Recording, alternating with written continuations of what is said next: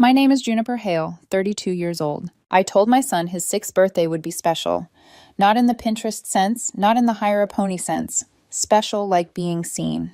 He's the kind of kid who draws robots with 3 arms and insists dinosaurs can return if we believe hard enough.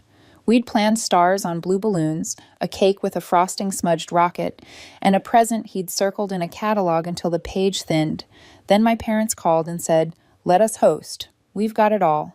Decorations, food, even a magician." They said it like a peace offering I'd be ungrateful to refuse. I hesitated, then agreed. I'd been raised to believe accepting help is how you keep the room from catching fire. 2 weeks before this, my brother Jake had asked for $15,000. His businesses come and go like wardrobes in a teenage phase. Crypto, lawn care, sneaker flips, each needing one more little boost, each collapsing into a shrug. I said no. Calmly. I told him my savings were for my son, that I was done being a safety net stretched to thin air. He called me selfish, said I owed him, reminded me he'd once stood up for me to Dad as if that were a mortgage accruing interest.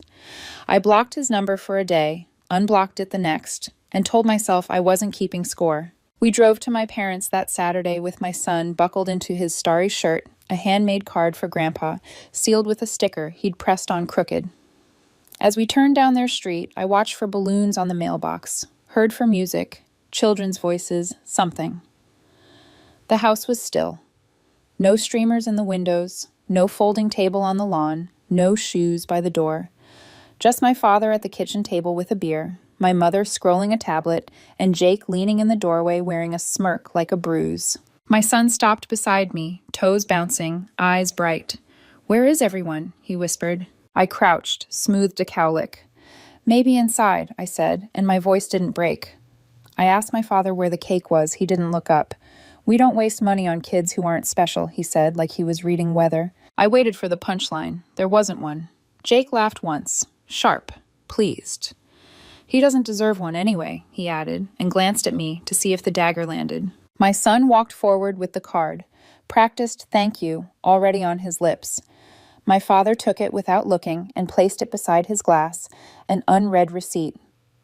My mother rose, opened a cabinet, and returned with a gift wrapped in yesterday's news. Inside, a toy car missing a wheel and a half-used coloring book with 2 pages already scrawled. Crayons shaved down to stubs. My son's face crumpled, then smoothed by force. "Thank you," he said softly, and held the broken car like it could choose to be whole if he was polite enough. There are moments that detonate. This one burned cold. The clock above the stove ticked too loudly. A neighbor's mower buzzed far away. I looked at the table I'd fed with my paychecks, the electricity in my name, the internet I'd maintained because the plan was in my account. The groceries I'd stretched on weeks my mother's hours were cut. I saw the broken toy in my son's hand and realized this wasn't forgetfulness. It was a choice. I gathered our things without a speech. I wasn't going to perform for an audience that had already decided its review. Jake muttered, oversensitive, at my back. His wife cut me a pity glance and went back to her phone like she had an alibi. My mother asked if I was really doing this, as if handing a child a half-used book was a misunderstanding we could laugh about later. My father lifted his beer and stared past us into nothing, as if we were weather too. Outside, the winter sun made everything look honest.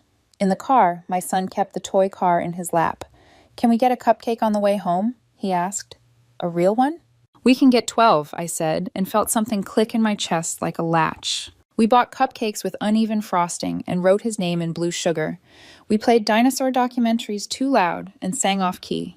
He fell asleep on the couch with a smear of frosting on his cheek and the new toy I'd hidden in my coat trunk tucked against his ribs. The broken car sat on the counter, wheel missing like a metaphor that refused subtlety. When the apartment was finally quiet, I opened my laptop in the safe in my closet. A folder waited, documents my lawyer and I had been assembling for months. I'd given my parents and Jake small shares in my consulting company years ago, a guilt gift I labeled gratitude, a way to keep the family peace by letting them say they helped. In practice, it meant personal withdrawals without notice, client dinners charged to the corporate card, and a constant undertow of insinuation. Family keeps family safe, and safety is measured in dollars. I stared at the paperwork, at the clean serif type, at the structure that could hold a decision without me apologizing for it. I wasn't angry, not in the wildfire way. I was done. There's a difference you can feel in your bones. My phone buzzed. Noah, my boyfriend, texted from an airport gate 3 time zones away. How'd it go? I typed. We left. It was bad. He was brave and sent a photo of our sleeping son with a frosting comet on his cheek. I'm sorry, Noah wrote. Back tomorrow. I'll cook something he can't stop talking about. You good? I will be, I answered. 3 dots blinked, disappeared, returned. Proud of you, Ed. Another notification. My mother had posted a filtered photo of a candle with the caption, Family First. Beneath it, a heart from Marissa, the woman Noah used to date, still orbiting our social maps like space junk. I watched the heart pulse for a moment and set the phone face down. I wasn't going to fight a war in a comment section. I locked the apartment door, checked the chain, and poured hot water over tea leaves like ritual. At the table, I listed what needed to be severed: shared accounts, joint tabs, dormant emergency cards. My father had insisted be available just in case. I circled shareholders meeting and underlined access revocation. I wrote Jake, no, in block letters so large it cut through the page. When the kettle clicked, I thought of the last 2 weeks, the ask for $15,000, the insult, the way cruelty had been rationed into my son's hands and expected to taste like cake. I thought of all the times I confused appeasement with love, contribution with belonging. I thought of the broken wheel. I tucked the legal folder back into the safe and left it open, like a fire extinguisher in plain sight. Tomorrow, I would stop being a bank with feelings. Tomorrow, I would stop treating my signature like a family heirloom to be borrowed when convenient. Tomorrow, I would choose severance over sentiment. In the bedroom, my son turned and murmured. Dinosaurs can come back, he said in his sleep, small and certain, if we believe. Maybe, I whispered, sitting on the floor beside his bed, but we don't need them to. We've got tomorrow. The apartment settled, pipes sighing like tired lungs. Outside, someone laughed on the sidewalk. A car door thumped closed. Winter pressed its face to the glass and fogged it with a slow breath. I put the broken car into a drawer, not to keep, but to remind. Some things are designed to roll forever. Some are proof you were right to walk away. When my phone rang again, I didn't check. I knew, with the grim precision of a storm forecast, that in 48 hours Jake would call and ask for $20,000, that he'd talk in bullet points, 3 months behind, landlord threatening, wife on the verge of leaving, throwing numbers like darts, hoping one stuck. I knew I would let silence answer first, then paper. I turned off the last lamp. Darkness felt like ownership finally. And just before sleep took me, I pictured a conference table, a vote, a clean signature on a line that said, mine, and meant it. 48 hours later, my phone lit up while I was making dinosaur-shaped pancakes that came out looking like geography. Jake's name filled the screen like a warning label. I let it ring once, twice, and answered on the third as if I'd been interrupted mid-thought, not mid-boundary. I need $20,000, he said without hello. His voice had that quickened rhythm of someone rehearsed. For rent, 3 months. The landlord's done playing nice. We have until Friday. I pinched the bridge of my nose and watched the batter bubble into continence. What happened to the lawn care the truck Dad co-signed for? Folded, repossessed, he snapped. Don't make this about the past. I'm standing in the present. I need help. What about Mom and Dad? They can't, he said, too fast. Pension's locked up. Mom doesn't want to get involved. The last line skirted something he didn't want me picking up and set it down in front of me anyway. Not involved was never the same as not benefiting. My son tugged my sleeve. Can I make a comment? He asked, already sprinkling sugar like stardust. I handed him the spoon and walked into my office, let the door hush shut, and stared at the safe. Jake, I said, calm as a hand on still water. Hold on. I put the phone on the desk, didn't mute it, and opened the safe. The folder was there, binding combs, tabs like vertebrae, the spine of a new life. The plan had been born on nights when I watched credit card notifications roll in for dinners I hadn't eaten, and tabs at a club where my father performed old power for men who owed him nothing. I'd guilt-granted shares in my firm years ago, trying to purchase peace with equity. In return, they built nothing and claimed everything. I told myself they protected me by being involved. The ledger told a different story. I returned the phone to my ear. Silence travels quickly when someone's used to controlling it. "Are you there?" Jake demanded. "I'll call you back," I said, and hung up. I texted my lawyer. "It's time. Emergency meeting today. 2 p.m. Can you host?" His reply arrived before the text bubble finished pulsing. "Boardroom reserved. I'll file the notices. We'll do this clean." Noah texted from a cab. "Landing at 10. Can I swing by?" I sent him our address and a mental warning. Today would be a guillotine lowered slowly and exactly. He responded with a thumbs up and a knife and fork emoji. It shouldn't have made me smile. It did. By noon, I'd arranged childcare and called an emergency shareholders meeting. According to the bylaws I wrote when I still thought family and firm was a braid you could wear without choking. We took the elevator to the 10th floor, me, my lawyer, my operations lead, and a recorder who typed in cool, unflappable strokes. Through glass, the skyline looked like a lie you could live on. Inside, the conference table held a pitcher of water and a plate of shortbread no one touched. When my parents arrived, late, together, my mother smelled like a department store sampler and nerves. My father carried his old certainty, like a briefcase he'd forgotten was empty. Jake slid in last, hoodie up, eyes bloodshot, the posture of a man preparing to perform a misunderstanding.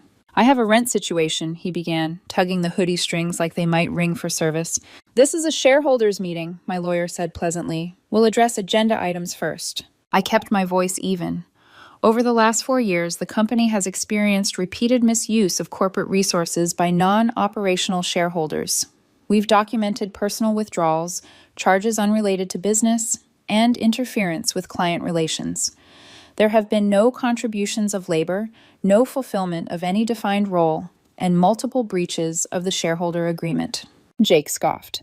"Breaches? Family dinners with clients are relationship building." My operations lead slid a packet across the table, highlighted line items, steak dinners after canceled meetings, club tabs, airline points attached to an account that wasn't mine. My mother's eyes flicked down the list and back to me. "You don't have to humiliate us," she said softly. "We can adjust." "Adjustments," my lawyer said, "are for mistakes. This is a pattern." He clicked a remote, and the screen displayed a timeline that made my stomach tighten despite having built it. Charge after charge, quarter after quarter, a drain disguised as support. My father tried for thunder. "You gave us these shares. Are you rescinding your gratitude now that you're successful?" "I'm rescinding access you used to make me less successful," I said. "I gave you something to honor how you raised me. You converted it into leverage." He leaned back, smile thin. "And you think you can remove us with a show?" "I think we can vote," I said, "and record that vote." The motion read like a scalpel. For cause. Revocation of shares held by non-operational parties for repeated misuse and failure to perform. It required a majority the three of them no longer controlled. My operations lead voted aye. My counsel, proxy for silent investors who wanted deliverables, voted aye. I voted last. The recorder's keys chirped softly, as if birds were agreeing. "Motion passes," my lawyer said. "Effective immediately. Access is terminated. Cards will decline in," he checked his watch, "about 60 seconds. Jake laughed, a bright, false sound. "You can't do this." "You did this," I said. "I'm documenting it." My phone buzzed on cue. Club tab closed. Another. Joint family account frozen. I sent the client letter I'd drafted at 2 a.m. the night of the ruined birthday, a refocus notice, a reaffirmation of our work, and a quiet promise that distractions had been removed. It wasn't vengeance, it was hygiene. The meeting dissolved with the slow rustle of people leaving rooms they don't own. My mother paused at the door. "You humiliated us," she said again. But there was something else under it now. Fear, the animal kind, the kind that smells a trap sprung and realizes it wasn't set by enemies but by gravity. "It was humiliating to watch my son be handed a broken toy car," I said. "This is math." She flinched and left.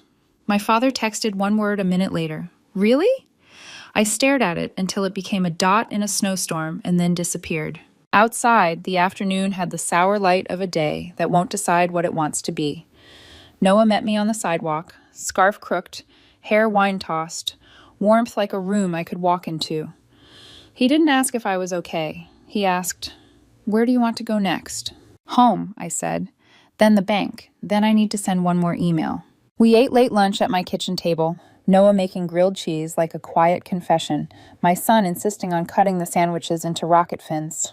While they negotiated over the crispest triangles, I froze the last joint account they had been draining under the label "For Emergencies." I changed a corporate password I'd been avoiding, not because it was hard, but because it meant closing the last door they could slip through and pretend they were invited. By early evening, the messages came, as scripted. Jake left a voicemail composed of vowels and fury. I let it sit. My father sent a second text with a photo of his club card cut in half on a napkin, captioned "Petty." My mother called 4 times. I picked up on the 5th. She did not ask about her grandson. She didn't ask why. She asked, "How could you humiliate the family like this?" "I protected my son," I said, "and my work. I won't apologize for cutting off hands that only ever reached to take." She went quiet. I could hear the hum of their fridge, the background noise of a house I had kept alive and walked out of. "We were going to help," she said finally. "With his birthday, something came up." "It always does," I said, "when I say no." After I hung up, the doorbell rang 3 times in a row. Fast, aggressive, the rhythm of a dare. I didn't need the peephole. I saw the shape of Jake's anger through the wood. Noah stepped forward and looked at me for permission. I shook my head and opened the door enough to make a point. He shouldered past me like he still owned the space, the way he has always entered rooms, on assumption. My son looked up from the rug, Lego pieces scattered like shrapnel, smile reflexive and soft. "Hi, Uncle Jake."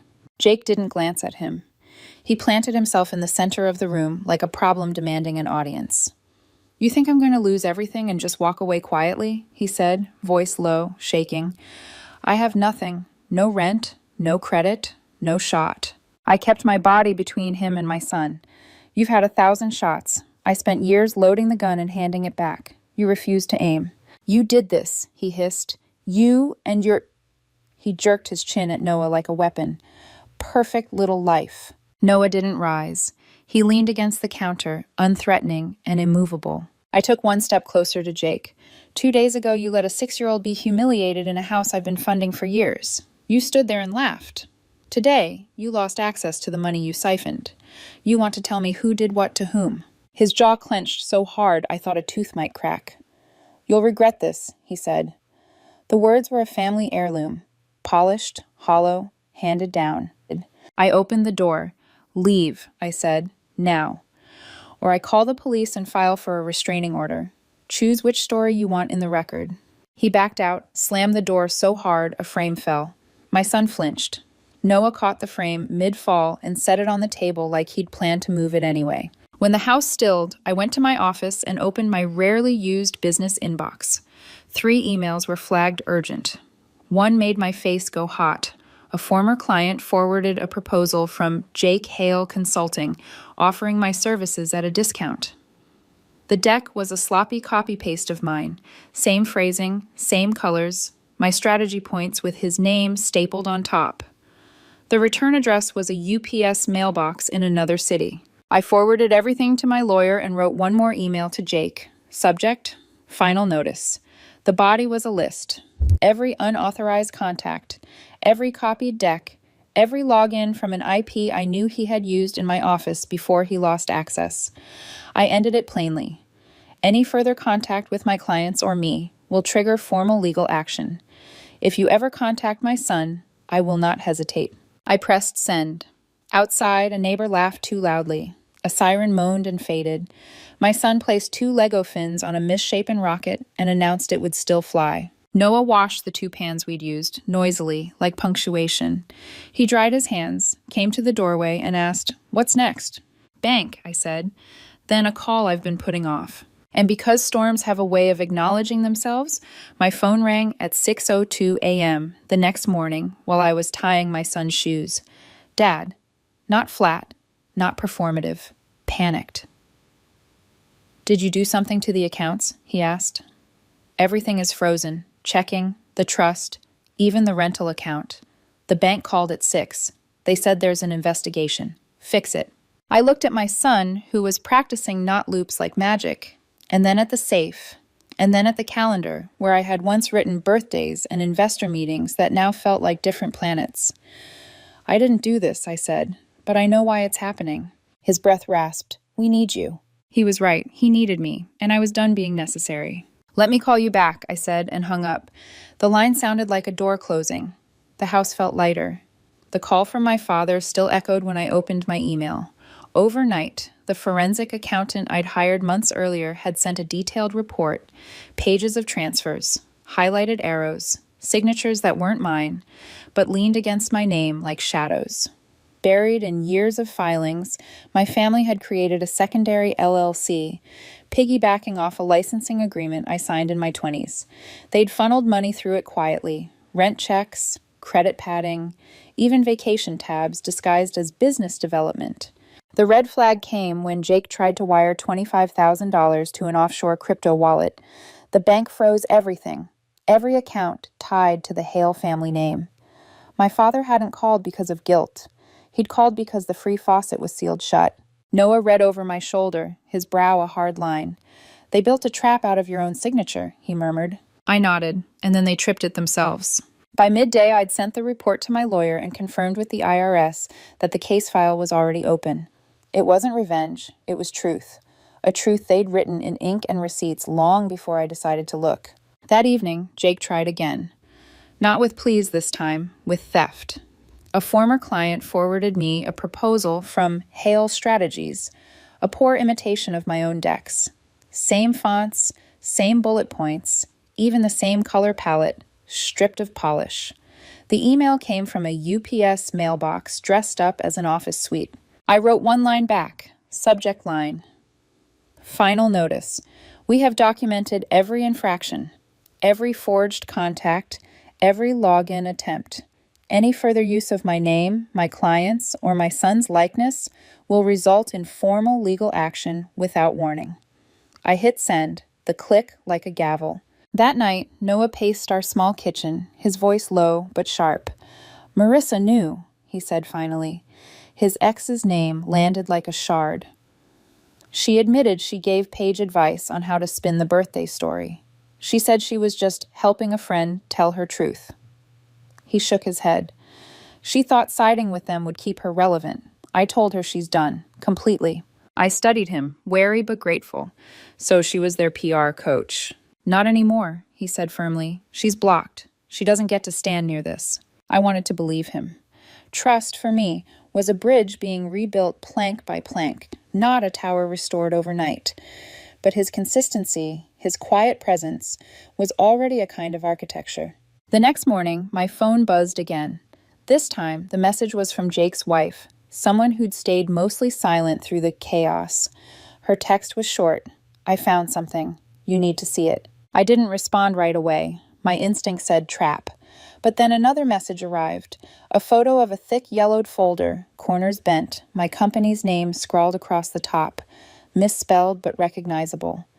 Beneath it, a document bearing my forged signature. I called her. She answered instantly, voice urgent but not rehearsed. "He left in a rush," she said. "Took one backpack. I started cleaning. This was shoved behind tax files in the hall closet. Contracts, receipts, drafts. I can't explain all of it, but it looks wrong. Please come. You should see for yourself." I left my son with our neighbor and drove across town. The rental house sagged at the edges, curtains drawn tight. She opened the door with eyes that looked older than the years she'd lived. No pleasantries. She handed me the folder and gestured to the couch. Inside were years of paper. Email drafts where Jake called himself co-founder of my firm.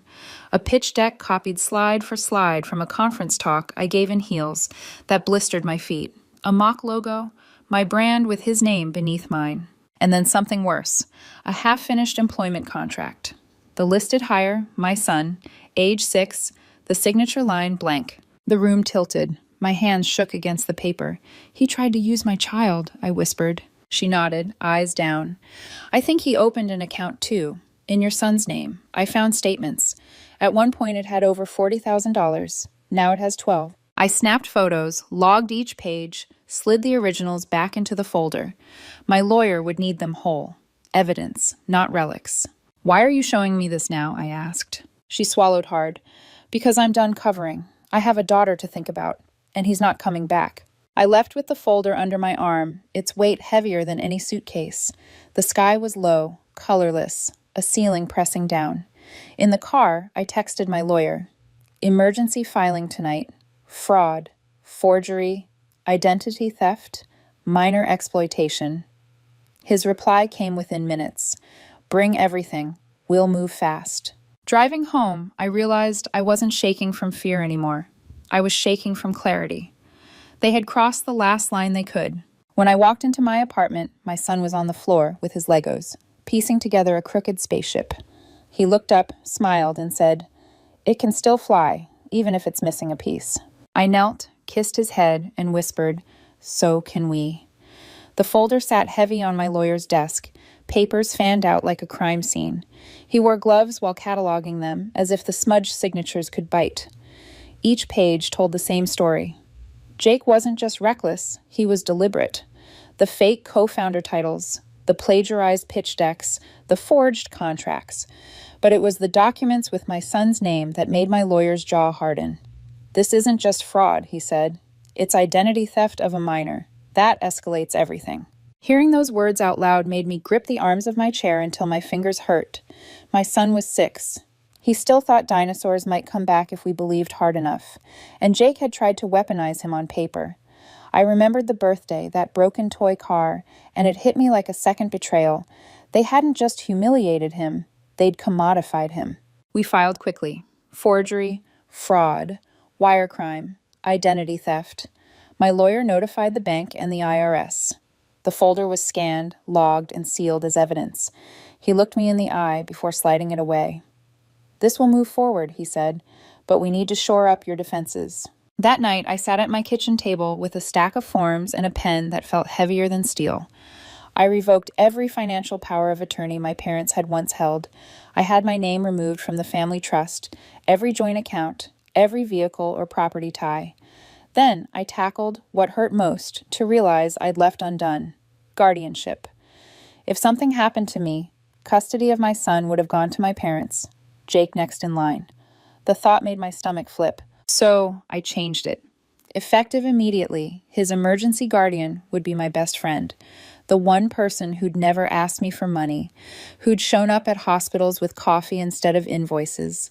When I told her, she cried, said she'd be honored, and promised she'd keep pancakes stocked for Saturday mornings. I also rewrote my business succession plan. If I was gone, she'd run it until a trusted board stepped in. My son's inheritance was separated, secured, ring-fenced with legal steel. No one with my bloodline but him could touch it. Noah came over late, shoulders tight from a long day. He found me buried in paperwork, red eyes, half-empty mug. He didn't say, "You should rest." He sat, read over my shoulder, and placed his hand lightly on my wrist. "I know you don't need rescuing," he said, "but you don't have to guard the walls alone." I let the silence between us speak. He'd cut ties with Marisa completely. I'd seen the blocked screen. His presence wasn't a fix. It was ballast. The next morning, my lawyer called with another update. My parents had contacted an attorney about grandparent visitation rights. I almost dropped the phone. The same people who told my son he wasn't special, who gave him half-used crayons on his birthday, now wanted legal access to his life. "They have no case," my lawyer reassured me. "No caregiving history, no consistent visits.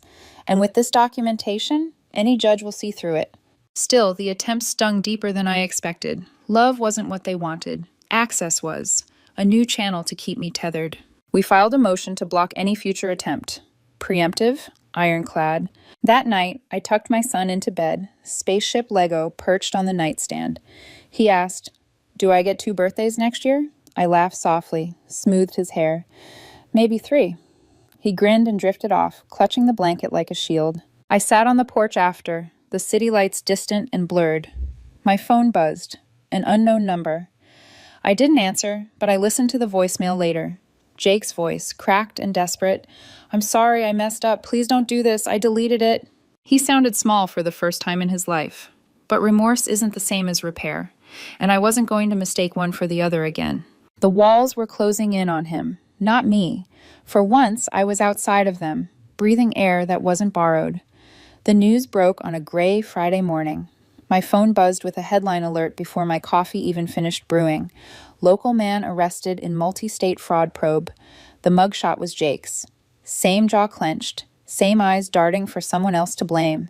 The article listed charges like a grocery receipt, identity theft, forgery, wire fraud. It mentioned a seized laptop, frozen accounts, and a child savings account opened illegally. My son's name was redacted, but I knew. I pressed the screen off and exhaled until my chest stopped shaking. A few minutes later, Jake's wife texted again. Thank you. My daughter slept through the night for the first time in months. I stared at the message, then slid my phone face down on the counter. Gratitude was hers to give, but closure was mine to keep. My parents tried one last ploy the following week. A letter, handwritten in my mother's script, appeared in my mailbox. 2 pages of barbed sweetness. We still love you. We're considering filing for visitation. Family is forever. I didn't open the door. It tried to pry. My lawyer wasn't surprised. They have no standing, she said, filing a preemptive motion with a thick stack of exhibits, birthday photos, neglect records, pawn slips, police reports. Still, reading the word love in her hand felt like stepping barefoot onto broken glass. I set the letter in the shredder. Meanwhile, my business needed a symbolic cutting too. I dropped the Hale surname from the brand, hired a designer to rebuild the logo, and announced the restructure with a quiet strength in new typeface. No flourish, no drama, just mine again, unshadowed. Clients responded with relief. We always knew where the value came from, one wrote. I printed that line and pinned it above my desk. To celebrate, I took my son to the lake cabin I hadn't visited since I was a child. The place smelled of pine and memory. We skipped rocks, drank cocoa too sweet, and he fell asleep by the fire with his Lego spaceship clutched in one hand. I sat on the porch with a blanket around my shoulders, staring at the water's black glass. For the first time, peace didn't feel like an intermission. It felt permanent. On Monday, Noah joined us. He cooked pancakes until the cabin filled with syrup and laughter. He didn't make speeches about the future, didn't try to fix what was already fixed. He just sat at the table, listened to my son explain how dinosaurs could come back if we believed hard enough, and passed the syrup without being asked. Consistency is louder than promises. A week later, the final envelope came. Court confirmation of my filings. Every joint tie severed. Guardianship secured. Successor plan notarized. My son's inheritance untouchable. It was over, not with a bang, but with paperwork, with signatures that meant freedom. I kept one thing from the past, the broken toy car, missing its wheel. I set it on my desk as a reminder, not of humiliation, but of the line I refused to let them cross again. The last call I didn't answer came from an unfamiliar number. The voicemail was my mother's voice. We still love you. I deleted it, because love without respect isn't love. Love that humiliates a child isn't love. Love that only flows when there's money attached is not love. That night, my son asked if he could have 2 birthdays next year. I kissed his hair and said, maybe 3. He laughed, frosting from a cupcake smudged on his cheek, and I realized the answer was yes, not because of calendars or cakes, but because every day from now on could be one we claimed as our own. For the first time in my life, I didn't feel guilty for closing the door. I felt free.